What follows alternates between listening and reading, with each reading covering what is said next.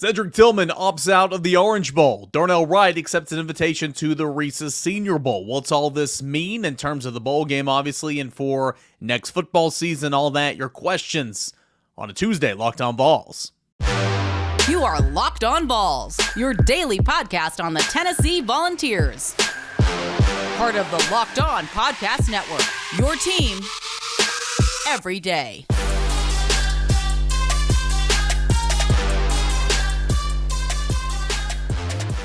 Hey everybody, welcome into it. This is your Tuesday edition of Locked On Vols, and I am your host, Eric Kane. You can find me on Twitter at _Kaner and at Locked On Vols. This is Locked On Vols, a part of the Locked On Podcast Network that is your team every single day. This episode of Locked On Vols is brought to you by Sling TV. Sling has something for everybody, especially when it comes to college football coverage. With a massive lineup of games across the ACC, Big Ten, Pac-12, and SEC, I can always catch the games I want on Sling, and now you can too. Check out Sling TV now to see the massive lineup of games that they're going to have all season long. This is for basketball as well. That's TV you love for the price you love. Go ahead and try it today. That is Sling TV. Got a good show coming up here today. We're going to discuss Cedric Tillman, Tennessee wide receiver, opting out of the Orange Bowl and his intent is to get ready to go for the 2023 NFL Draft. Darnell Wright also accepted his invitation to the Orange Bowl. What's that mean in terms of his 2023 season? And then I'm going to answer all of your questions for this Twitter Tuesday mailbag show. That's coming up in segment number 3. Appreciate you guys for listening and supporting the show. Please like this video on YouTube, subscribe. Let's get to 6,000 subscribers by December 25th, 6K by Christmas. Appreciate the support there, and of course, listening wherever you find your podcast.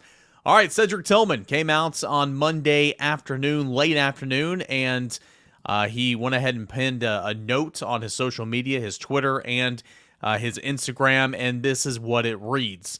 The tweet said, "Thank you, Vol Nation. I will always bleed orange with 2 orange hearts." And then the note says, "Vol Nation, my journey as a Tennessee Volunteer has been unforgettable. From Las Vegas to Knoxville, the past 5 years have shaped me in so many ways. Thanks to my coaches, especially Coach Heupel, for believing in me and pushing me. Playing for Coach Heupel the past 2 years has been rewarding and helped me take my game to the next level." Goes on to say, "Thanks to my teammates, they've been through so much and built a brotherhood that'll last forever. I'm proud of what we've accomplished in putting Tennessee back on the map. Thanks to the support staff from academics, equipment, athletic training, and nutrition for helping all of us along the way. Thanks to Vol Nation, there is truly no greater fan base in the country. Your year-round support, the energy you provide on game day, no matter if we're home or away on the road, is something I will never forget. I'd like to thank God and my family for their support during this process.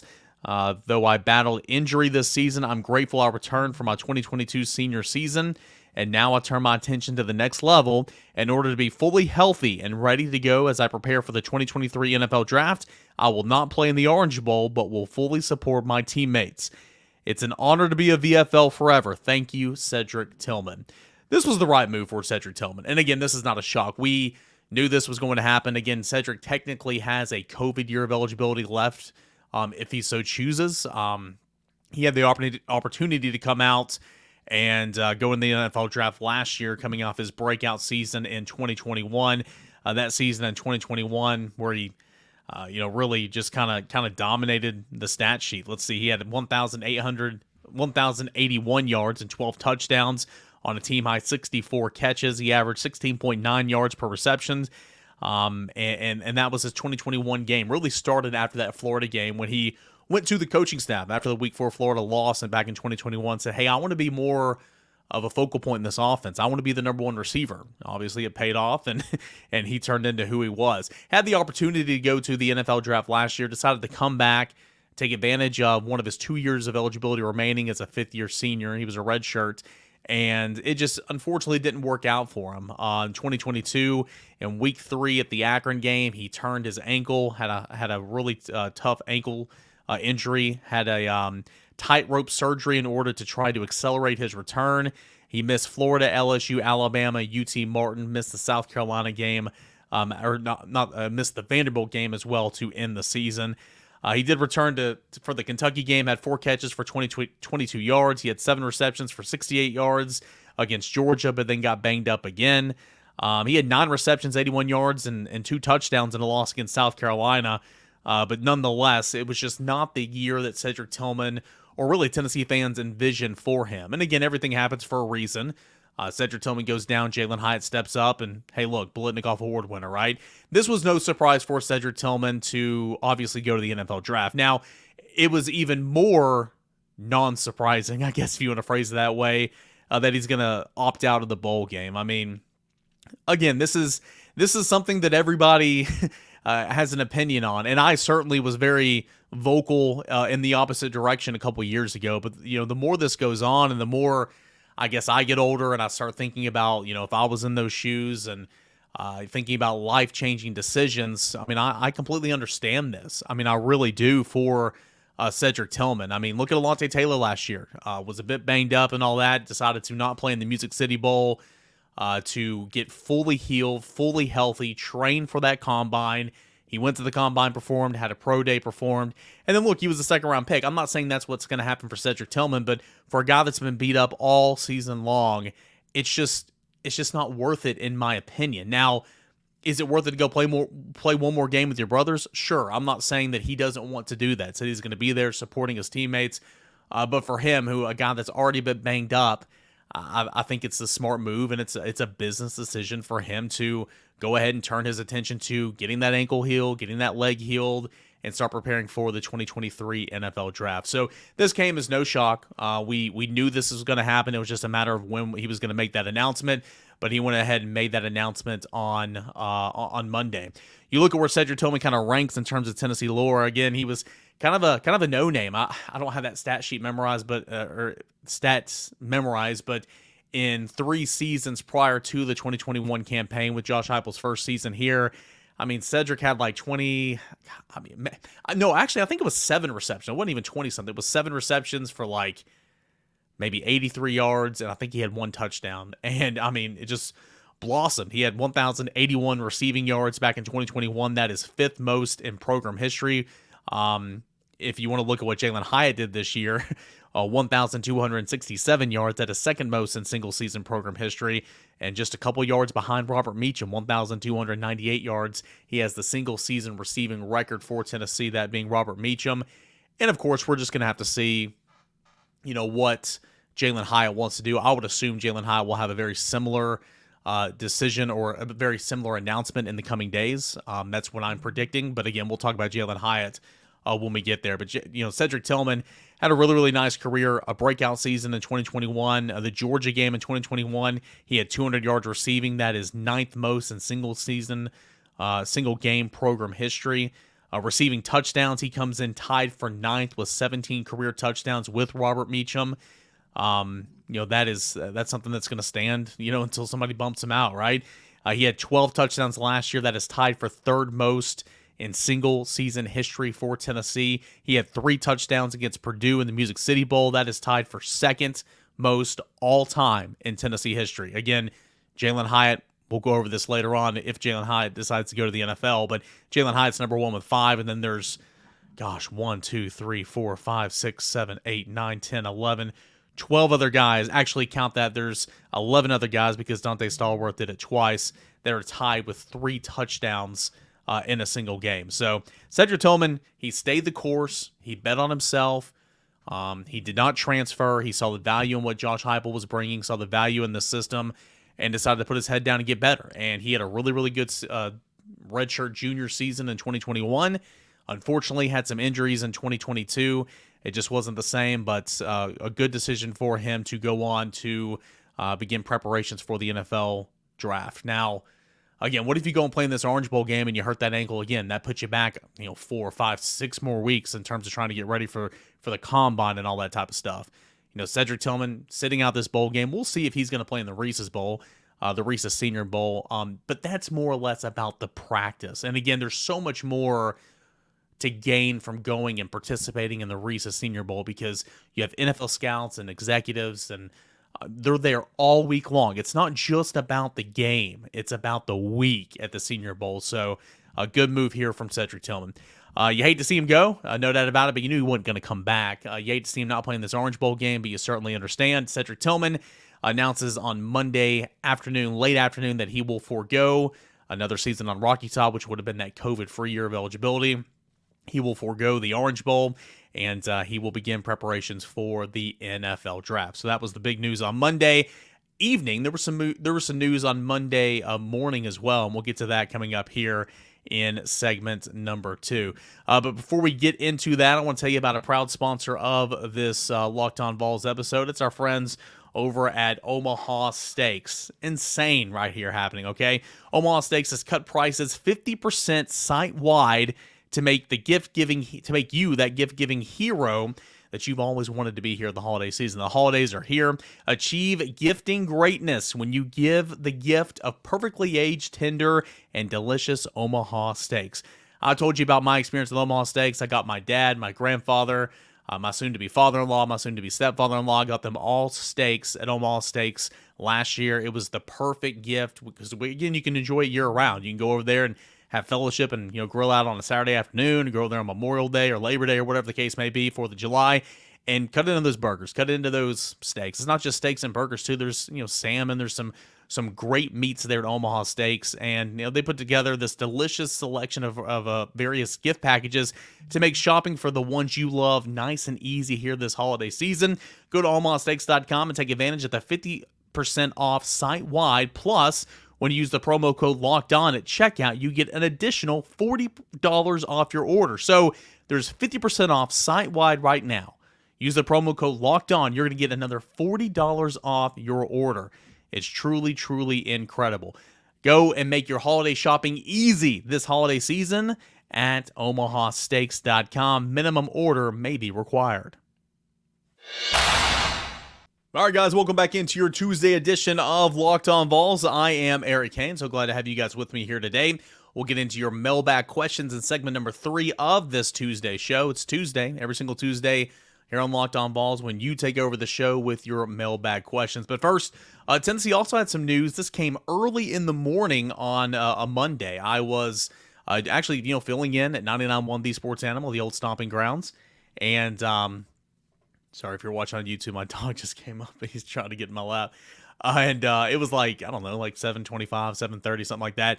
And the Senior Bowl tweeted out that Tennessee offensive tackle Darnell Wright has accepted his invitation to the Senior Bowl. So, what that means is if you go and play in an all-star game, you cannot come back to school.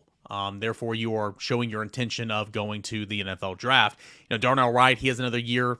Like Cedric Tillman, he was a senior this year, but technically he has another year left because of COVID to where he could come back and play if he wanted to. And this was not an easy decision for Darnell Wright. I've been speaking with people, around the program, some members of the coaching staff, and this has been something that he's been wrestling with for quite some time.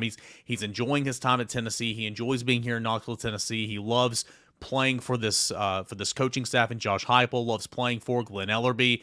But again, it's kind of those pros and cons. You got to weigh where you are right now. Is it worth it to take a chance on yourself, come back for a year to try to play and increase your stock? Kind of like, what is that? So there's a lot of, talking with scouts and talking with members at the next level and kind of saying, hey, where am I? Where do you value me in terms of the day 1, day 2, day 3 draft pick? And ultimately, Darnell Wright decided that this is probably the time to go. Technically, Darnell Wright, he accepted his Senior Bowl invitation, but you can always back out of that. And if he were to do that and decide he was not going to play, then he very well could come back and play one more year. But I don't really expect that to happen. I expect Darnell Wright to play in the Senior Bowl, as he did formally accept the invitation on a Monday morning. Darnell Wright has been, really, really good. Sure, he came in as a 5-star prospect and was kind of a letdown his first year or two here on Rocky Top. Let's not lie about it. He gave up some sacks. He was slow on the edge and all that type of stuff. But really the last 2 years, and I don't think it's just going from being coached by Will Friend to Glenn Ellerbe. I just think it's also, I think that has something to do with it, but I also think it's just growing, maturing. There's a reason why, there's always an exception to the rule, and you see more and more of those nowadays. I get that, but there's a reason why 18-year-old, sometimes 17-year-old true freshmen don't dominate at the college level as soon as they step foot on campus.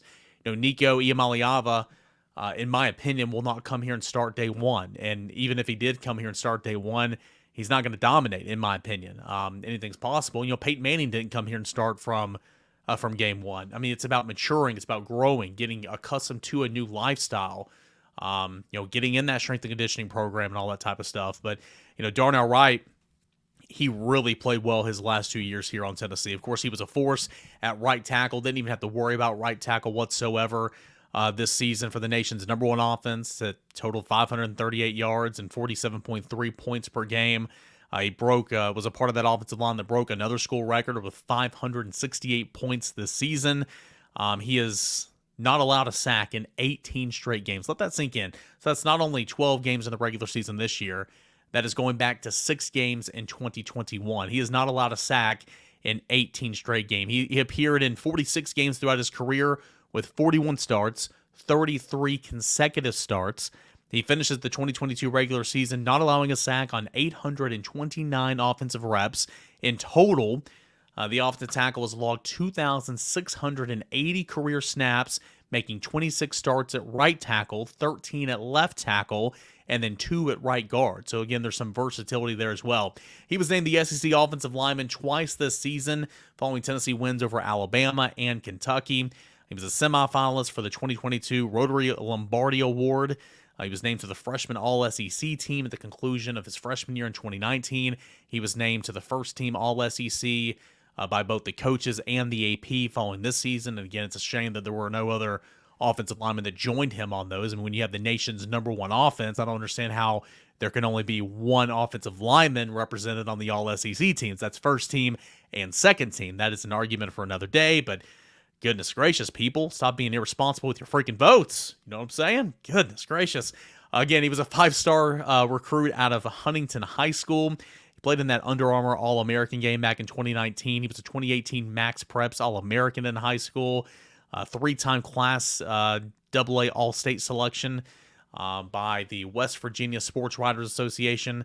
Again, he came into Tennessee with a lot of praise and then lived up to it for sure the last 2 years. Cade Mays, latest Vols offensive lineman to be drafted. Of course, that was in the 6th round by the Panthers. 2 years ago, Trey Smith was selected by the Chiefs in the 6th round. So Darnell Wright is trying to become another Tennessee offensive lineman to follow in those footsteps and play in the NFL. He's kind of a mid-round type guy. I think that he's I think he has potential to be a day 2 draft pick. Day 2 is rounds 2 and 3. If not, I think he'd be early day 3. But again, he's an older guy. He's a young guy. He's only going to be, I think he's only 22 right now. I think he just turned 22. But still, he's played 4 years. He's been a 4-year starter for Tennessee in this system. So anyway, good career for Tennessee's Darnell Wright. A really, really solid career in my opinion. And, hats off to him. He accepts an invitation to go play in the Reece Senior Bowl. Thus, once he plays in that game, he cannot return to college. Anything's possible, but I anticipate him following through with that commitment. I do expect him. I know you guys are probably saying, what about the Orange Bowl? What about the Orange Bowl? This entire segment. I do expect him to play in the Orange Bowl. I do. Again, anything can change, but from what I've been told, I expect Darnell Wright to play in the Orange Bowl as well. So if you're going to play in the Senior Bowl too, might as well play in the Orange Bowl. It's a little bit different. Again, we talked in segment number 1. If Cedric Tillman elects to play in the Senior Bowl, for him, it's about the week. It's about the week for Darnell Wright as well. Don't get me wrong, but you can get as healthy as you possibly can to go out and practice every single day, and the game doesn't really even matter. So, again, pretty big news day in terms of Tennessee's players on some future decisions. But as it stands right now, Cedric Tillman is going off to the NFL. Looks like Darnell Wright is going off to the NFL, accepting his Senior Bowl invitation. And everybody's waiting the word for Jalen Hyatt. I got to be real with you guys, though. I mean, you'd almost got to be a fool to turn down an NFL offer right now if you're Jalen Hyatt. I fully expect him to forego his last year of eligibility, go to the NFL. I don't expect Jalen Hyatt to play in the Orange Bowl. That's just kind of this is not breaking news. This is not a report. This is just my opinions. And with the way things are going right now, I bet he's going to make an announcement soon. It's going to be this week for sure, in my opinion. Actually, he even said that. And then, Jamie Hyatt, Jalen's father, caught up with us on VolQuest Sunday night and said that there will be a decision announced this week as well. So we will be on the lookout there. Cedric Tillman, not going to play in the Orange Bowl, opts out to get ready for the 2023 NFL Draft. Darnell Wright accepts his invitation to play in the Reece Senior Bowl. Thus, we'll head on to the NFL, but I do expect him to play in the Orange Bowl with Tennessee. And that's the news here on a Monday. It was the news on a Monday. Let's answer your questions. There's a couple Darnell Wright questions in here, Cedric Tillman as well, plus this current team, transfer portal, all that good stuff. That is coming up next right here on Locked On Vols. But first, I want to tell you about some of our friends over at Built Bar. Okay, can we pause the podcast here for a moment? Are we paused? Okay, great. You got to try this. I'm talking about Built's new reimagined flavors. Cookie dough topper, coconut brownie bar, coconut brownie topper, white chocolate peppermint granola. It's Built's take on granola bars, so it's more fueling. It's insanely tasty. The candy cane brownie puff, Built Puffs are like biting into a universe's most delicious cloud. First off, for anyone who hasn't tried any Built bars before, they're really, really good tasting protein bars, and they're, you know, the ones ever built, truly. They're revolutionizing nutrition the way we know. It's 100% real chocolate, 17 grams of protein, and shockingly low sugar and calories, only 130 calories. Just sink your teeth in with the first bite. It'll change your life forever. I'm not kidding. There will be a time before you try these Built bars where you're just talking to yourself like, hey, what was I doing? Magical, wonderful time afterwards. You're probably wondering which new flavors might be my favorite. It's an unanswerable question, to say the least. They're all unbelievable. They're all different, so you can order a mix box and try all the flavors for yourself. Built, you've got to try this. Get 15% off your order right now by using the promo code LOCKED15. That's at Built.com. Get 15% off your order right now by using the promo code LOCKED15. It's all at Built.com. All right, guys, one more segment left here on this Tuesday edition of Locked On Vols. Appreciate you guys, as always, for tuning in and supporting the show. Can't thank you enough. And now let's get into your questions every single Tuesday. DM me at _Caner, DM me at Locked On Vols, and we record this and we take over the show. Mailbag every single Tuesday here on the show. Let's start with Patrick. Patrick says, transfer numbers Vols can sign, and what transfers are they looking at? That's a loaded question. The numbers change every day. It's fluid because obviously you got people going in the portal. How many will Tennessee sign next week for the early signing period? I expect Tennessee to sign 24 commits. Tennessee's got 5 in the portal right now. They've got 2 commits out of the portal. I think the number's sitting somewhere around 5, maybe 6. Don't quote me on that. I think that's somewhere kind of what the number is, and maybe that's down. So maybe you're looking at 4, maybe 3 or 4 left because you already have 2 commits out of the portal. Again, don't quote me on that, but anyway, that's a fluid situation. But in terms of some targets out of the transfer portal, a lot of offensive targets right now. Again, this thing changes. Just because there's people in the portal doesn't mean Tennessee has to take them. The coaching staff has to evaluate them, see if they like their film, see if they like their makeup, get them on campus, check out their measurables, all that type of stuff. But some on the offensive end, we've discussed a little bit. Tight end Kyle Morlock, the 6'7" tight end from Division II shorter, he's still on the board. Mississippi State wide receiver transfer Ra Thomas is a guy that Tennessee likes. Dante Thornton, wide receiver out of Oregon, Tennessee likes. I think Tennessee's even putting some feelers out there for Dominic Lovitz. You guys ask about him a ton a couple weeks ago when he entered the portal, but those are some receivers. So Tennessee looking to get somebody at receiver, get maybe another tight end. I think Tennessee will. They've looked at some linebackers, they've looked at some edge rushers, but nothing's materialized so far. But those are a couple of targets so far that we know that Tennessee is kind of having some interest in. Let's continue on here. Let's go to Dallas. Dallas wants to know, if I can find him right here. Twitter Tuesday, Cedric Tillman declaring for the draft over under a day 3 pick. I think that's under. I think he'll be a day 2 pick because, again, he was number 8 on Mel Kiper's from last week. He was number 8 on Mel Kiper's top 10 wide receivers. And depending on the draft and the flow and all that type of stuff, I get it. I think he could be at least the 3rd round. I understand he was hurt this year, but that's nothing that's going to be lasting. I think he can be, I will say, under to this. Again, it could be a push. It's certainly not going to be after day 3. He will get drafted. But I'll go under for right now. It's a good question. Let's go to Tony. And Tony's wanting to know, do you think Jeremy Banks comes back for this year? I think he has 1 year left. He does have 1 year left, but I do not think he's coming back. Also, he accepted an invitation to the East-West Shrine Bowl. So just like Darnell Wright, you accept it. If you go and play in that game, then you officially can't come back. But even if he didn't do that, I don't think Jeremy Banks would have been back regardless. Second part of this question for Tony. Do you think that should Hyatt leave, Ramel Keaton could have a breakout year next year? Potentially. I mean, I'm not going to rule it out. I pretty much, I shut the door on Mel Keaton, and he steps up and makes the best catch of the season. Then he steps up and shows me that has a lot of wiggle and run after catch. And he's come up big for Tennessee this year. I don't think he's capable of, timestamp this and show it to me this time next year. I don't think he's capable of doing what Cedric Tillman and Jalen Hyde have done the past 2 years. I just don't. That does not mean he can't be a good weapon for Tennessee, and that does not mean he can't be a wide receiver. I think his ceiling would be WR2, in my opinion. But Tennessee's happy to have him. He came up huge for Tennessee this year, and they're going to expect to use him next year, without a doubt. Let's go to Trevor. Trevor says, why does Rick Barnes struggle in games away from home? These are Trevor's numbers, by the way. He is 26-20 in neutral site games, 32-38 in true road games.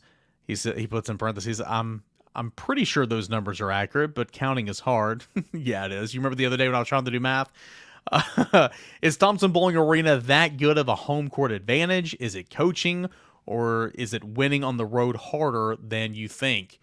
Good question. I do think that, especially when you get into conference play, those big conference road matchups, they're tough. Those early season matchups and some of these tournaments on neutral site courts, different type of rims, different type of environments. A lot of time it's the first time you really get a look at some of these young guys, these true freshmen. I don't know. I don't really have an answer to that, to be completely honest with you. I will say, in retrospect to the Maryland game, I kind of came on here and I was talking like, oh, Tennessee second half collapse, yada, yada, yada, yada. Tennessee couldn't hit the broadside of a barn, all that type of stuff. And all those things were true. I hope I came across as still like, hey, that was a good win for Tennessee. I mean, it really was. Shooting 28% from the field. And, some of your guys going 1 for 10 from the field and 1 for 9 from the field and 3 for 13 from the field. And that second half defensive collapse, and you're still able to beat a really good Maryland team so far this season. I mean, that was a really, really good win. But as far as struggling on the road, as far as struggling in neutral site games, I don't know. I mean, Tennessee got the win yesterday, so that was a real impressive win. But I don't necessarily have an answer for that. I'm sorry, Trevor. Let's go on now to Cohen. Got a couple more here. Cohen says, what recruits are we still targeting, and are there any guys we're trying to flip? Yeah, the board is really small right now. Again, we've talked about this all during the season. Tennessee came in with 21 hard commits before Tennessee took a snap this football season. Tennessee's added Khalifa Keith, running back, decommitted from Kentucky, and then he committed to Tennessee. Tennessee added David Hobbs, which has been huge. Tennessee top 20 prospect. Tennessee added Larry Johnson from the JUCO ranks last week.